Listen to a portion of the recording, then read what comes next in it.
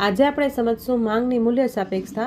આપણે જ્યારે માંગનો નિયમ સમજીએ છીએ ત્યારે જોઈએ છીએ કે માંગ અને કિંમત વચ્ચે વ્યસ્ત સંબંધ છે। એટલે કિંમત વધશે તો માંગ ઘટશે અને કિંમત ઘટશે તો માંગ વધશે।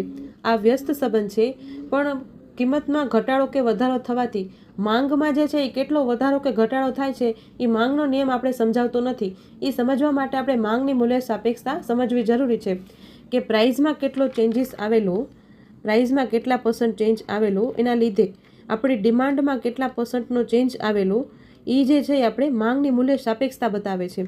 પ્રોફેસર મેયર્સ જે છે એ કહે છે કે આપેલી માંગ રેખા પરના ભાવમાં સાપેક્ષ ફેરફાર થતાં તેના પ્રત્યાઘાત રૂપે ખરીદવામાં આવતી વસ્તુના પ્રમાણમાં જે સાપેક્ષ ફેરફાર થાય છે તેને માંગની મૂલ્ય સાપેક્ષતા કહેવામાં આવે છે। એટલે બરાબર એ પણ એ જ કહેવા માંગે છે કે ભાવમાં એટલે કિંમતમાં ફેરફાર થવાથી એના પ્રત્યાઘાત રૂપે એને ખરીદવામાં આવતી વસ્તુ એટલે ડિમાન્ડમાં કેટલો ફેરફાર થાય છે એને માંગની મૂલ્ય સાપેક્ષતા કહેવાય છે।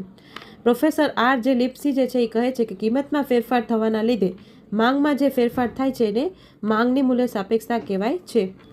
શ્રીમતી જોન રોબિન્સની વ્યાખ્યા જોઈએ તો કિંમતમાં થયેલા થોડા ફેરફારના પરિણામે માંગમાં જેટલા પ્રમાણમાં ફેરફાર થાય છે તેને કિંમતમાં થયેલ ફેરફાર વડે ભાગવાથી જે આંક આવે છે તેને માંગની મૂલ્ય સાપેક્ષતા કહેવામાં આવે છે।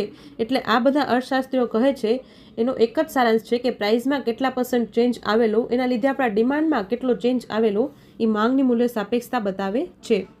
એટલે આપણી ડિમાન્ડ જે છે એ પ્રાઇસ સાથે કેટલી ઇલાસ્ટિક છે એ આપણે માંગની મૂલ્ય સાપેક્ષતા બતાવે છે।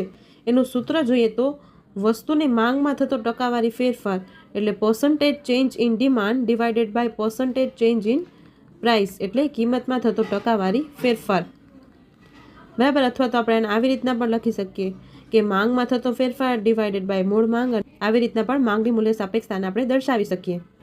આવી રીતના પણ આપણે ઇલાસ્ટિસિટી ઓફ ડિમાન્ડ દર્શાવી શકાય કે change in demand divided by મૂળ માંગ, બરાબર। અહીંયા ચેન્જ છે, ચેન્જ ઇન ડિમાન્ડ અહીંયા લખી દઉં, change in demand divided by મૂળ ડિમાન્ડ એટલે મૂળ માંગ, અને એને ભાગ્યા આપણે પ્રાઇઝમાં કેટલો ચેન્જ આવેલો અને આપણે મૂળ કિંમત કેટલી છે।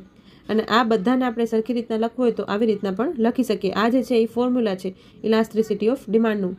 ધારો કે કોઈ પણ વસ્તુની કિંમતમાં 20%નો ઘટાડો થાય તેના કારણે તેની માંગમાં જે છે 40%નો વધારો થાય તો એને આ મુજબ આપણે સૂત્રમાં લખી શકીએ કે 40% માંગમાં વધારો અને 20% જે છે એ કિંમતમાં વધારો, એને લીધે જે છે આપણી માંગની મૂલ્ય સાપેક્ષતા 2 છે એમ કહી શકાય।